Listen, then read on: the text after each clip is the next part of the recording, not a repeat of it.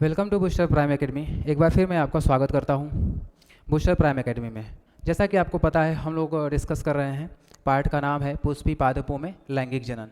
ये हमारे चैप्टर का नाम है, पुष्पी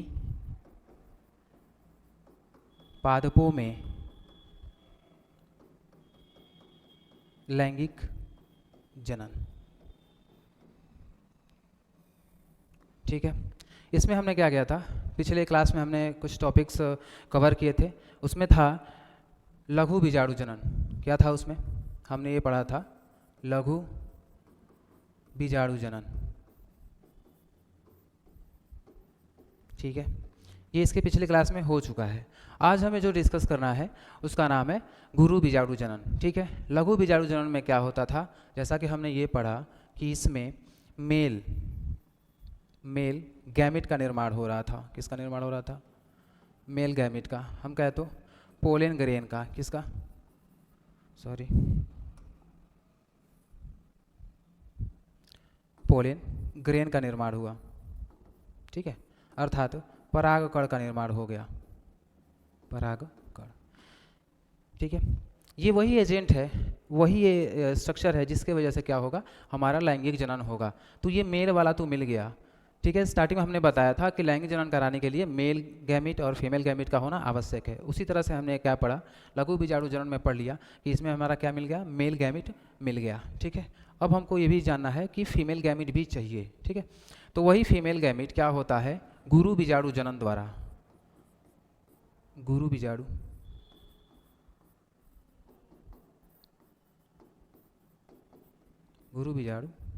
जनन, इसके द्वारा क्या होता है, फीमेल गैमेट का निर्माण होता है। क्या निर्माण होता है? Female gamete. ठीक है, जैसा कि आपको भी पता है कि लैंगिक जनन के लिए क्या होना चाहिए, मेल और फीमेल दोनों युग्मकों का होना अनिवार्य है। तो हमने क्या पहले लिया, हमारा मेल गैमेट मिल गया। अब हमें लैंगिक जनन कराने के लिए क्या चाहिए, फीमेल गैमेट की आवश्यकता होगी। तो वही हम इस क्लास में क्या डिस्कस करेंगे, गुरु बीजाणु जनन क्या होता है। पिछले क्लास में हमने डिस्कस किया था कि लघु बीजाणु जनन क्या होता है। इस क्लास में हम डिस्कस करेंगे गुरु बीजाणु जनन क्या होता है। ठीक है, लघु बीजाणु जनन मेल गैमेट का निर्माण होता है। ठीक है, और इसके द्वारा फीमेल गैमेट का निर्माण होता है। तो चलिए हम बात करते हैं गुरु बीजाणु जनन पे। ठीक,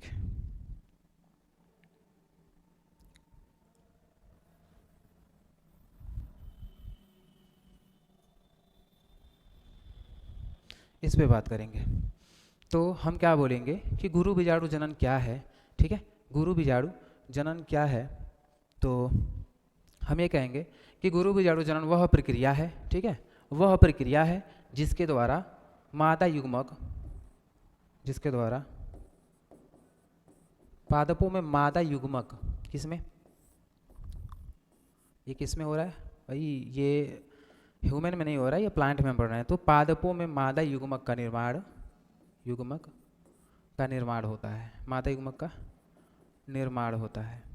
ठीक है, हम कहेंगे एग सेल। मादा युग्मक कौन होता है, फीमेल गैमिट कौन होता है, क्या नाम है उसका, तो हम बोलेंगे एग सेल, एग सेल। यानी मादा युग्मक के निर्माण होने की प्रक्रिया है, क्या कहलाती है, गुरु बीजाणु जनन कहलाती है। यह प्रक्रिया कहाँ होता है, तो हम कहेंगे स्त्री केसर के, स्त्री केसर के अंडाशय में, अंडाशय में ये होता है।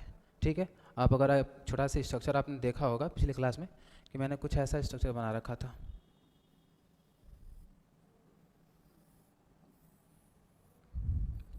कुछ ये वाला संरचना हमने बना के पढ़ा था। ठीक है, इस पूरी संरचना को हमने क्या बोला था, स्त्री केसर बोला था।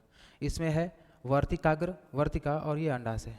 तो अंडाशय के अंदर ही ये क्या होना है, ये गुरु बीजाणु जनन की प्रोसेस होता है। ठीक है, गुरु बीजाणु जनन का प्रोसेस कहाँ होता है, तो अंडाशय में होता है। क्या प्रोसेस है, क्या कहते हैं, गुरु बीजाणु जनन क्या होता है, तो मादा युग्मक के निर्माण होने की प्रक्रिया ही क्या कहलाती है, गुरु बीजाणु जनन कहलाती है। ठीक है, चलिए अब हम बात करेंगे कि अंडाशय में, अंडाशय में,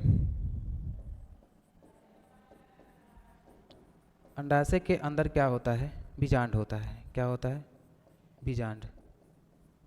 बीजांड के अंदर क्या होता है, बीजांड के अंदर भ्रूण कोश होता है। ठीक है, भ्रूण कोश होता है। ठीक है। तो इसी भ्रूण कोश के अंदर क्या होना है, इसी भ्रूण कोश के अंदर या हम कहें बीजांड या अंडाशय के अंदर क्या होना है, यह प्रक्रिया होनी है। ठीक है, गुरु बीजाणु जनन की प्रक्रिया होनी है। तो हम क्या करेंगे, इस पर डिस्कस करेंगे ये प्रक्रिया होती कैसी है। जैसा आपको ये हमने बताया कि लघु बीजाणु जनन में क्या होता था, वह प्रक्रिया उसके अंदर पराग कोश के अंदर प्रकोष्ठ के अंदर ये प्रक्रिया हो रहा था। ठीक है, उसी तरह से इसमें क्या है, अंडाशय के अंदर बीजांड के अंदर भ्रूण कोश के अंदर ये प्रक्रिया हो रही है। अब हम बात करेंगे लघु बीजाणु जनन की होने की क्या प्रोसेस है, कैसे ये होता है। ठीक है, चलिए देखिए, गुरु बीजाणु जनन वह प्रक्रिया है जिसमें क्या होता है, एक प्राइमरी मदर सेल होता है। क्या होगा, प्राइमरी मदर सेल भी इसको हम कह सकते हैं। क्या कहेंगे, primary mother cell. Primary mother cell के नाम से भी इसको हम क्या करते हैं, जानते हैं। ठीक है, प्राथमिक मातृ कोशिका, हिंदी में इसको बोलते हैं प्राथमिक मातृ कोशिका। क्या बोलेंगे, इसको हम कह सकते हैं प्राथमिक मातृ कोशिका। ठीक है, ये प्राथमिक मातृ कोशिका है जो कैसा होता है, तो 2n होता है। भाई क्या है 2n, जैसा कि आपको पता है n और 2n के बारे में पहले ही बता रखा हूँ कि 2n जो होगा वो क्या होगा, द्विगुणित संरचना होगा। तो ये जो प्राथमिक जो मदर सेल होता है ये क्या होता है, द्विगुणित संरचना है। कैसा है, द्विगुणित संरचना है। ठीक है, इसी को कहते हैं 2n। ठीक है, इसमें क्या होता है, मियोसिस होता है। क्या होता है, मियोसिस। किस में हो रहा है मियोसिस, ध्यान देंगे इस बात को, इस पूरे डायग्राम को ठीक से समझेंगे। ठीक है, तो इसमें एक क्या है, प्राइमरी मदर सेल है, इसको हम शॉर्ट में बोलते हैं PMC। क्या बोलेंगे, PMC, प्राइमरी मदर सेल। ठीक है, या बोला जाता है MMC, या बोला जाएगा MMC, megaspore mother cell. ठीक है, जैसा कि मैंने यहाँ लिख रखा है मेगा स्पोर मदर सेल, या तो MMC या तो PMC। ठीक है, दोनों आप बोल सकते हो, कोई दिक्कत नहीं है। तो चलिए, जब MMC या PMC में क्या होता है, मियोसिस होता है। क्या होता है भाई, मियोसिस होता है। मियोसिस का मतलब क्या होगा, अर्धसूत्री विभाजन। क्या होगा, अर्धसूत्री विभाजन। जब इसमें अर्धसूत्री विभाजन होता है तब क्या होता है, 4 कोशिकाओं का निर्माण होता है। ठीक है, 4 कोशिकाओं का निर्माण होता है। ये कैसे कोशिका होती हैं, तो ये कोशिकाएं होती हैं अगुणित कोशिकाएं होती हैं। कैसी कोशिकाएं होती हैं भाई, अगुणित, अगुणित कोशिका, यानी ये हैप्लॉइड होंगी। क्या होंगी, हैप्लॉइड होंगी। ठीक है, यानी मियोसिस से, ठीक है, मियोसिस से क्या होता है, 4 नई कोशिकाओं का निर्माण होता है जिनको हम कहते हैं 4 हैप्लॉइड मेगा स्पोर सेल। क्या कहेंगे, मेगा स्पोर सेल कहेंगे, अर्थात गुरु बीजाणु। क्या बोलेंगे, गुरु बीजाणु, हिंदी में बोलेंगे गुरु बीजाणु, गुरु बीजाणु कोशिका। ठीक है, कितने बने हैं, तो 4 बने हैं। 4 गुरु बीजाणु कोशिकाओं का निर्माण होता है मियोसिस के माध्यम से। ये पहला स्टेज। ठीक है, आगे बढ़ते हैं। फिर यही कोशिकाएं कुछ समय बाद क्या करती हैं, आगे जाती हैं, और क्या होता है इनमें, जो इनमें 3 ऊपर की जो कोशिकाएं होती हैं वो क्या होती हैं, डीजनरेट हो जाती हैं, खत्म हो जाती हैं, नष्ट हो जाती हैं। ठीक है, ये जो 3 कोशिकाएं हैं ये क्या होती हैं, नष्ट हो जाती हैं। ठीक है, 3 कोशिकाएं नष्ट हो गई, एक कोशिका बचता है जिसमें क्या होता है, कुछ समय बाद क्या होता है, इसमें कुछ समय बाद ये डेवलप होकर ग्रोथ कर कर, ठीक है, ग्रोथ कर कर क्या बनाती है, एक ऐसा बड़ा संरचना लार्ज सेल का निर्माण करती है। एक लार्ज सेल यानी एक बड़ी कोशिका का निर्माण करती है। ठीक है, इस बड़ी कोशिका में अब क्या होगा, माइटोसिस होगा। ध्यान देंगे, पहले हुआ था मियोसिस, अब हो रहा है माइटोसिस। तो माइटोसिस हो रहा है, क्या हो रहा है, माइटोसिस। माइटोसिस का मतलब होगा समसूत्री विभाजन, समसूत्री विभाजन। ये लागू चिन्ह समझिएगा, समसूत्री विभाजन हो रहा है। जब समसूत्री विभाजन हुआ तो इस कोशिका के अंदर कितने डेवलप हुए, 2, कि कितने भागों में बट गया, 2 भागों में ये बट गया। 2 भागों में बटने के बाद से, ठीक है, 2 भागों में ये बट गया। देखिए हम कहेंगे तो 2 हो गया। आगे चलेंगे, फिर इनमें क्या होता है, कुछ समय बाद माइटोसिस सेकेंड होता है, समसूत्री विभाजन द्वितीय होगा, यानी समसूत्री विभाजन दोबारा होगा, फिर से समसूत्री विभाजन होता है, समसूत्री विभाजन होता है, समसूत्री विभाजन सेकेंड नंबर। ठीक है, तो क्या होते हैं, 4 नए अलग अलग न्यूक्लियस का निर्माण होता है। 4 अलग अलग न्यूक्लियस का यहाँ पे निर्माण हो रहा है या सेल का निर्माण हो रहा है, यहाँ देखिए। ठीक है, यहाँ ये बन गए। और फिर इसमें क्या होता है, फिर से समसूत्री विभाजन होता है तीसरी बार क्या हो रहा है, समसूत्री विभाजन हो रहा है। कितनी बार हो रहा है, तो तीसरी बार हो रहा है। तीसरी बार समसूत्री विभाजन जब होता है तो यहाँ देंगे समसूत्री विभाजन के पश्चात 2 सेल बनते हैं। क्या होता है, समसूत्री में एक सेल रहेगा तो उससे से क्या होंगे, 2 सेल बनेंगे। ठीक है, फिर इसमें समसूत्री होगा तो इससे भी 2 सेल बनेंगे। ठीक है, इसमें समसूत्री होगा तो इससे भी 2 सेल बनेंगे। वही प्रक्रिया हो रही है। देखिए यहाँ पे पहले 1 सेल था, 2 सेल में कन्वर्ट हो गया, 1 सेल था, 2 सेल में कन्वर्ट हो गया। फिर अब इनमें क्या हो रहा है, इन दोनों में क्या हो रहा है, समसूत्री विभाजन हो रहा है। देखिए इसमें भी डिवीजन, इसमें भी डिवीजन जब हो रहा है तो 4 यहाँ पे न्यूक्लियस बन रहे हैं। ठीक है, अब इन चारों में ही क्या होगा, समसूत्री विभाजन होगा। तो चारों से क्या बनेंगे, 8 कोशिकाओं के अंदर का निर्माण होगा, 8 कोशिकाओं का। ठीक है, तो देखिए यहाँ पे बटेगा तो ये क्या करेगा, 4 है। अब इन चारों में क्या होगा, फिर से 1 2 1 2 1 2 फिर 1 2 गिन लीजिए, यानी 1 2 3 4 5 6 7 8, यानी ये क्या हुआ, 8 कोशिकाओं का निर्माण करता है। ठीक है, 8 कोशिकाओं का निर्माण करता है। ये कोशिकाएं क्या होती हैं, व्यवस्थित होकर क्या करती हैं, जिनमें से क्या होता है, जिनमें से 3 कोशिकाएं क्या कहलाती हैं, ऊपर की पोल की ओर चली जाती हैं। यानी जो 3 कोशिकाएं हैं इसमें से 8 बनेंगी, इसमें से 3 कोशिका क्या करती है, इस अलग पोल के ऊपर के साइड में चली जाती है। ठीक है, 3 जो कोशिका होती है वो निचले वाले पोल की ओर चली जाती है, निचले वाले पोल की ओर चली जाती है। ठीक है, बाकी जो 2 केंद्रक होते हैं, जो 2 हम कहें तो केंद्रक हैं, वो क्या होते हैं, बीच में रह जाते हैं। ठीक है, तो जो 3 कोशिकाएं ऊपर आई हुई हैं, यहाँ पे देखिए, यहाँ पे जो 3 कोशिकाएं आई हुई हैं इनको कहता है एंटीपोडल सेल। ठीक है, एंटीपोडल सेल, यानी इसको हिंदी में कहते हैं प्रतिमुखी कोशिका। क्या कहते हैं,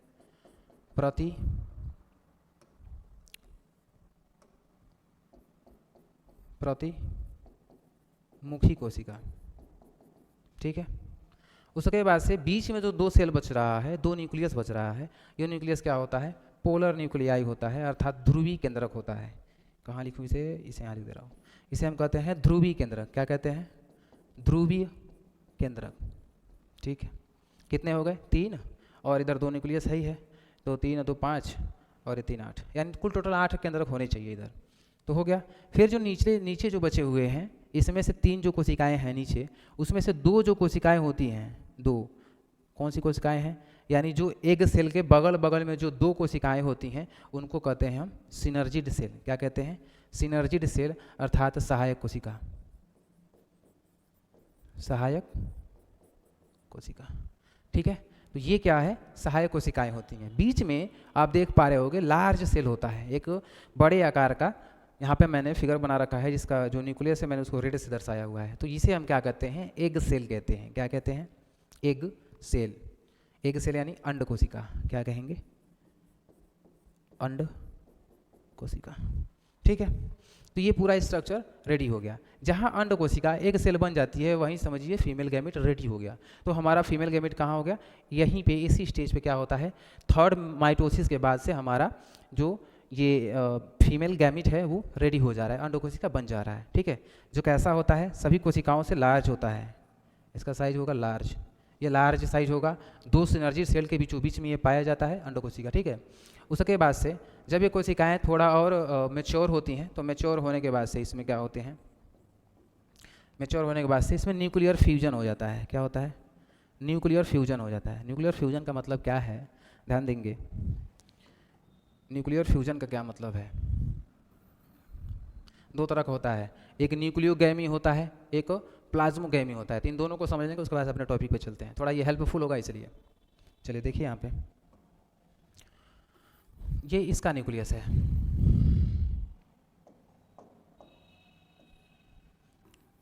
ये इसका न्यूक्लियस है। ठीक है, अभी क्या होगा, अभी यहाँ देखिएगा, ये दूसरी कोशिका का न्यूक्लियस हो जाएगा। मैं बना रहा हूँ अभी, ये दूसरी कोशिका का सेट, ये रहेगा दूसरी कोशिका का न्यूक्लियस हो जाएगा। ठीक है, यहाँ पे 2 न्यूक्लियस आपको दिखाई दे रहे होंगे। ठीक है ना, यहाँ पे 2 न्यूक्लियस है, न्यूक्लियस और ये भी न्यूक्लियस, न्यूक्लियस 1 न्यूक्लियस 2। ठीक है। जहाँ तक आपने पढ़ा होगा क्लास 9th में बेसिक में बताया था, बेसिक ऑफ बायोलॉजी में ये बताया जाता है कि सभी कोशिकाओं में क्या होता है, जीवद्रव्य भरा होता है, जीवद्रव्य भरा होता है, जिसमें न्यूक्लियोप्लाज्म होता है और साइटोप्लाज्म होता है। ठीक है, यानी कोशिका द्रव्य और केंद्रक द्रव्य दोनों होता है। तो केंद्रक के बाहर का जो तरल द्रव होता है वो क्या होता है, साइटोप्लाज्म होता है, जिसमें क्या होता है, सेल ऑर्गेनेल्स पाए जाते हैं। क्या होते हैं इसमें, सेल ऑर्गेनेल्स पाए जाते हैं। देखिए इसमें सेल ऑर्गेनेल्स पाए जाएंगे। ठीक है, ये भी मैं साइटोप्लाज्म बना रहा हूँ। क्या बनाया मैंने, साइटोप्लाज्म बनाया। साइटोप्लाज्म है, ये भी क्या है, इस कोशिका का साइटोप्लाज्म है। ठीक है, इसमें देखेंगे जब दो न्यूक्लियस आपस में मिलेंगे, यानी हमने क्या करा, इन दोनों न्यूक्लियस को जोड़ लेंगे। जोड़िए जरा, हम क्या करें, यदि दो न्यूक्लियस को आपस में जोड़ रहे हैं, सॉरी इसको थोड़ा अलग से बनाएंगे ताकि दिखाई देगा। एक न्यूक्लियस ऐसा है, एक न्यूक्लियस ऐसा है।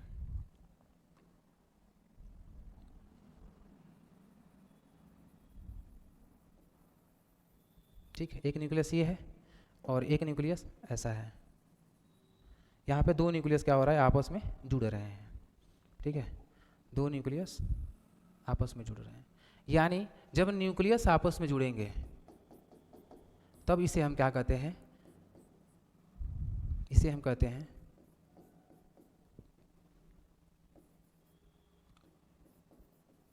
Nuclear fusion. ठीक है, इसे हम कहते हैं न्यूक्लियर फ्यूजन, यानी केंद्रक का मिलना, केंद्रक संलयन। बोलेंगे केंद्रकीय संलयन, बोलेंगे केंद्रक संलयन। ठीक है, तो यहाँ जब न्यूक्लियस और न्यूक्लियस आपस में मिले तो केंद्रक संलयन हो गया, यानी न्यूक्लियोप्लाज्म हो गया या न्यूक्लियोगैमी। इसे न्यूक्लियोगैमी भी कहते हैं, न्यूक्लियोगैमी भी कह लो भाई, न्यूक्लियोगैमी। ठीक है, इसे न्यूक्लियोगैमी भी हम कह सकते हैं। ठीक है, अब आते हैं प्लाज्मोगैमी पे। किस पे आते हैं, प्लाज्मोगैमी पे।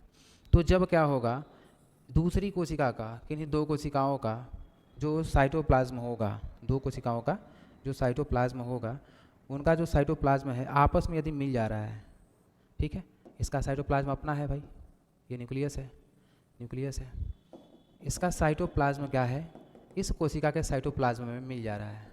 मैं ये कह रहा हूँ, थोड़ा इसको अलग से बना ले रहा हूँ। ठीक है, देखो मिला ना, यानी इसका जो साइटोप्लाज्म है इस कोशिका में आके ऐड हो जा रहा है। तो जब वहाँ पे साइटोप्लाज्म और साइटोप्लाज्म आपस में मिलेंगे, साइटोप्लाज्म प्लस साइटोप्लाज्म, तब उसे हम कहते हैं प्लाज्मोगैमी। क्या कहते हैं, प्लाज्मोगैमी।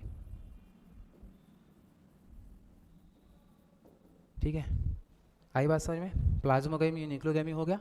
ठीक है, तो यही दो कंसेप्ट है। तो उसी तरह से हमारे इस मेगा स्पोरोजेनेसिस में, ठीक है, मेगा स्पोरोजेनेसिस में यहाँ पे जो आपको पोलर न्यूक्लियाई दिख रहे हैं, यानी जो ध्रुवी केंद्रक आपको दिख रहा है, वही ध्रुवी केंद्रक क्या करते हैं, आपस में न्यूक्लियोगैमी या न्यूक्लियो फ्यूजन कर लेते हैं। फ्यूजन का मतलब होता है मिलना। ठीक है, तो फ्यूजन कर लेते हैं या न्यूक्लियोगैमी कर लेते हैं, आपस में आके मिल जाते हैं, क्योंकि पास पास है भाई, आसान है थोड़ा मिलना। तो एक पास क्या हो गए हैं, यहाँ पे मिल गए हैं, तो तुम यहाँ पे दो कर सकते हो। ठीक है, तो यहाँ पे दोनों न्यूक्लियर का फ्यूजन हो गया है, तो ऐसी कुछ संरचनाएं बन जाती हैं। इस संरचना को क्या कहा जाता है, यहाँ थोड़ा कुछ गिन लेना, कोशिकाओं की संख्या 1 2 3 और ये 4 5 6 और एक पूरा ये 7 कोशिकी हो गया। क्या हो गया, कितना सेल है, 7 सेल, 7 कोशिकीय। और कितने केंद्रक हैं, जहाँ तक आपको अगर इसमें हम इसमें देख लें या इसी में देख लें, यहाँ पे कितने केंद्रक हैं, एक इधर का है एक इधर का, 1 2 ये भी 3 ये 4 ये 5 ये 6 ये होगा 7 ये होगा 8। देख रहे हो ना, 7 कोशिकीय और 8 केंद्र की संरचना है ये। इस संरचना को हम क्या कहते हैं, 7 कोशिकीय 8 केंद्र की संरचना भी हम क्या कहते हैं। थोड़ा इसको ब्रीफ कर लेंगे, चलिए करते हैं थोड़ा कुछ नया। ठीक है, इसको हम क्या करेंगे, थोड़ा कुछ नया पढ़ लेंगे। 7 कोशिकीय और 8 केंद्र की संरचना क्या है, ये बड़ी पूछता है, एग्जाम की दृष्टि से काफ़ी इंपॉर्टेंट भी है, काफ़ी महत्वपूर्ण भी है, तो इसको हम देखेंगे।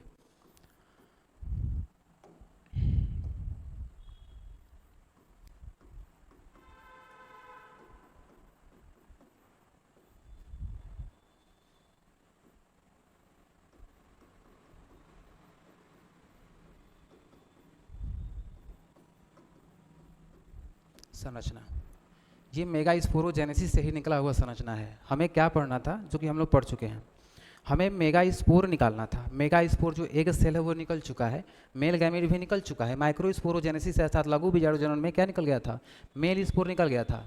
और इस मेगा स्पोरोजेनेसिस में जो आपका अंड कोशिका है वही फीमेल गैमेट है, तो दोनों मिल गया है। अब कुछ नया संरचना उभर कर सामने आया है जो पेपर के दृष्टि से भी काफ़ी इंपॉर्टेंट है।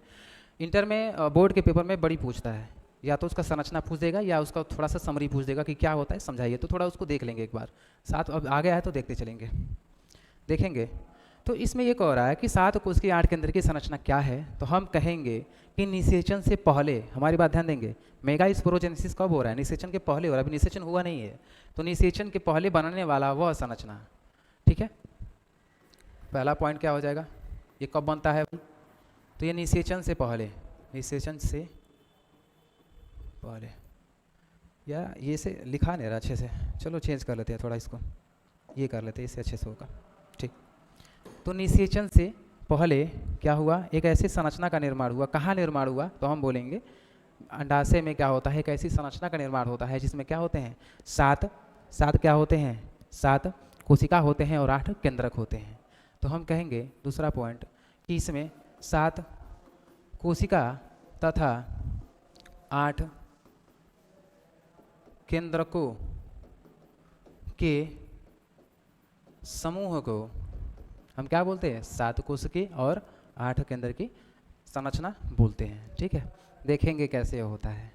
तो जब मेगा स्पोर बन गया होता है, अंड कोशिका बन गई है, उसके बाद का संरचना है, तो कुछ ये वाला संरचना हमने अभी पढ़ा है। यहाँ पे देखो, एक सेल को मैं बड़ा बनाऊंगा ताकि वो थोड़ा दिखता रहे ऐसे, ठीक, ये बड़ा और अलग कलर से, ठीक है, इसको ऐसे हो जाएगा। ये एक सेल है, यही फीमेल गैमेट है, क्या है, यही क्या है, फीमेल गैमेट है। चलो अब हम क्या करेंगे, सिनर्जिड सेल को छोटा छोटा बना लेते हैं, और ये जो एंटीपोडल सेल्स है इसको भी छोटा छोटा बनाते हैं, ठीक है, देख लो आप यहाँ पे। और बीच में जो पोलर न्यूक्लियाई थे उनको भी हम यहाँ बना लेंगे। चलो भाई, ये पोलर न्यूक्लियाई थे, 2 थे, चूँकि जब फ्यूजन हो जाएगा तो एक दिखाई देगा, लेकिन हम उसके पहले का, चूँकि हमको ये संरचना देखना है, तो यहाँ पे कर लो, ये पोलर न्यूक्लियाई है। मेरी बात बच्चे एक बार ध्यान देना, आप सोच रहे होगे कि यहाँ पे सर केवल 2 न्यूक्लियस की बात यहाँ पे दिखा रहे हैं, 2 न्यूक्लियस दिख रहा है, ठीक है, यहाँ पे सेल कहाँ है, तो कहीं कहीं बाबू बुक में क्या होता है, कहीं कहीं इसका जो संरचना होता है ऐसे बना देता है, तो संभव है, कहीं कहीं नहीं बनाता है, कहीं कहीं क्या होता है, नहीं बनाता है, कहीं कहीं क्या होता है, नहीं बनाता है, कहीं कहीं ऐसे ही छोड़ देता है। तो हम ऐसे मान लेंगे कि क्या होगा, कि ऐसे ऐसे और ऐसे, ये थोड़ा अजीब है, मुझे ये लगना चाहिए, अच्छा यहाँ से ऐसे, ऐसे और ऐसे, इसके बीच वाला जो संरचना पूरा दिखाई दे रहा है आप उसको सेल मान सकते हो, ठीक है, यही पूरा सेल की वो संरचना होगा, इसमें 2 न्यूक्लियस होंगे, क्लियर है, ऐसे कर लेना, ठीक। चलिए आगे आते हैं। तो हमने यहाँ देखा कि इसमें क्या है, देखेंगे तो कहाँ है 8 कोशिका, कहाँ है 7 कोशिका, कहाँ है केंद्रक, तो हम कहेंगे 3 क्या है, इसको ब्रीफ करना पड़ेगा। 3 जो कोशिकाएं हैं ऊपर पोल की तरफ, ठीक है, ऊपरी पोल की तरफ जो 3 कोशिकाएं हैं जिसको हम एंटीपोडल सेल कहते हैं, एंटीपोडल सेल कहा जाता है, या हिंदी में हम कहते हैं प्रतिमुखी कोशिका, हमारा हिंदी इसको कहता है प्रतिमुखी कोशिका, कोई दिक्कत नहीं, सही है। तो 3 प्रतिमुखी कोशिका है, ठीक है, और 3 एंटीपोडल का न्यूक्लियस है। 3 क्या है, एंटीपोडल का न्यूक्लियस है, ध्यान देंगे। इसमें अगर 3 कोशिका है तो आप ध्यान देंगे कि यूकैरियोटिक कोशिका है चूंकि, तो इसमें क्या होना चाहिए, 3 केंद्रक भी तो होगा, 3 यहाँ पे न्यूक्लियस भी होगा एंटीपोडल का, ठीक। तो 3 न्यूक्लियस 3 सेल्स, बीच में आता है 2 ध्रुवीय केंद्रक, ठीक है, 1 कोशिका है और 2 केंद्रक है, तो हम कहेंगे 2 ध्रुवीय केंद्रक, ध्रुवीय केंद्रक जो 1 कोशिका के अंदर है, जो 1 कोशिका के, अरे यार पूरा लिख लो, डिस्टर्ब हो जाएंगे बच्चे ऐसे, तो ठीक है भाई करता हूँ पूरा। 1 कोशिका के में, चलो ठीक है, 1 कोशिका में 2 यहाँ पे क्या है, न्यूक्लियस हैं, तो कोई दिक्कत नहीं, हो गया। अब यहाँ देखेंगे, ठीक है, उसके बाद से क्या आ रहा है, कह रहा है कि एक एग सेल, एक अंड कोशिका, ठीक है, एक अंड कोशिका और इसका एक न्यूक्लियस, इसके साथ एक भाई इसका एक साथ न्यूक्लियस भी है, ठीक है। और 2 सिनर्जिड सेल यानी 2 सहायक कोशिका, 2 सहायक कोशिकाएं हैं जो अंड कोशिका के बगल में हैं, 2 सहायक कोशिका और इनके 2 न्यूक्लियस, 2 न्यूक्लियस। चेक कर लो भाई सही है कि नहीं, चेक करो। पहले सेल को चेक करो, पहले सेल देखेंगे कितने हैं, सेल काउंट करो भाई। 3 प्रतिमुखी कोशिकाएं, क्या है 3 प्रतिमुखी कोशिकाएं, क्या है 3 प्लस एक जो है बीच में, एक जो है बीच वाला एक सेल है, तो इसको एक सेल है, एक नहीं एक, तो बीच में एक सेल है पूरा, हम चलो ऐसे कर लो, एक सेल है, ठीक है। उसके बाद से नीचे 3 कोशिकाएं हैं, नीचे क्या है 3 कोशिकाएं हैं, नीचे 3 कोशिकाएं हैं, ठीक है। नीचे 3 ऊपर 3, ठीक है। यहाँ पे 3 और 3 6 और एक ये वाला इसका 7 सेल, ठीक है। ये क्या हो गया 7 सेल हो गया, ठीक है। अब 7 सेल का 8 न्यूक्लियस होना चाहिए, ये आपको पता है, लेकिन बीच वाले सेल में 2 न्यूक्लियस एक साथ पाए जाते हैं। तो हम ये कहेंगे कि इसमें 3 प्रतिमुखी कोशिका का केंद्रक 3 प्लस इसका 2 न्यूक्लियस, ठीक है, और इसका 3 न्यूक्लियस, ठीक है, 3 न्यूक्लियस, यहाँ 3 न्यूक्लियस, यहाँ 2 न्यूक्लियस, यहाँ भी 3 न्यूक्लियस, कितना हो गया 3 3 6 और 2 8।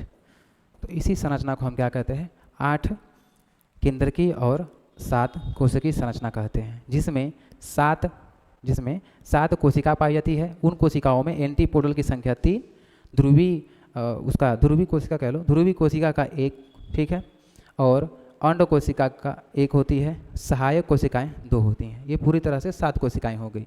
अब देखना एंटीपोडल सेल का 3 होती हैं, तो 3 न्यूक्लियस इसका एंटीपोडल का, ठीक है, 2 न्यूक्लियस ध्रुवी केंद्रक और 1 अंड कोशिका का और 2 सहायक कोशिकाओं का न्यूक्लियस, टोटल मिला के होगा 8 कोशिकाएं, 8 केंद्रक, ठीक है। तो इस तरह से 7 कोशिकीय और 8 केंद्रक की संरचना होता है।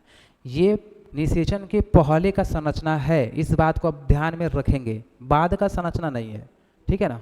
तो चलिए बाद में क्या होता है, जब इसमें निषेचन हो जाता है, क्या हो जाएगा निषेचन हो जाएगा, जो पॉलिन ट्यूब आती है अपने साथ मेल युग्मक को लेकर आती है, इसे फ्यूज करा देती है, ये 2n हो जाता है, ठीक है, और ये लोग गायब हो जाते हैं, ये दोनों गायब हो जाते हैं। इसमें से जो एक वेजिटेटिव सेल होता है इससे कन्वर्ट कर लेता है, तो ये 3n बना लेता है और ये 2n बना लेता है, जिसमें ये गायब हो जाएंगे, ये गायब हो जाएंगे। तो कुछ अजीब संरचनाएं बनती हैं जिसमें 3 ऊपर होंगे, इधर एक कोशिका इधर, तो कोशिका 2 और 3 5 कोशिका और उनका केंद्रक आपस का 5 कोशिका, केंद्र कितना 1 2 3 4 5 6 और 2 8, ठीक है। तो उस निषेचन के बाद एक ऐसा भी संरचना बनता है जिसमें क्या होता है 5 कोशिका होते हैं और 8 केंद्रक होते हैं, तो वो तो उसके बाद की बात है, मेन ये है, ठीक है, ये आप ध्यान में रखेंगे। चलिए यहाँ तक हमने पढ़ लिया, ये पूरा जो संरचना था एक बार मैं उसको फिर से समझा दे रहा हूँ ताकि कोई किसी को प्रॉब्लम ना आए, काफ़ी ज़्यादा मैं लिख चुका हूँ इसलिए इसका पता दिक्कत हो जाए। देखिए सबसे पहले क्या था एमएमसी थी, एमएमसी का मतलब क्या है मेगा स्पोर मदर सेल या पीएमसी कर सकते हो, प्राइमरी मदर सेल भी कर सकते हो, जो क्या होती है डिप्लॉयड होती है। इसमें क्या होता है मियोसिस होता है, अर्धसूत्री विभाजन होता है, क्योंकि आपको पता है कि अर्धसूत्री विभाजन द्वारा कितने सेल्स होते हैं, कितने अर्धसूत्री विभाजन द्वारा,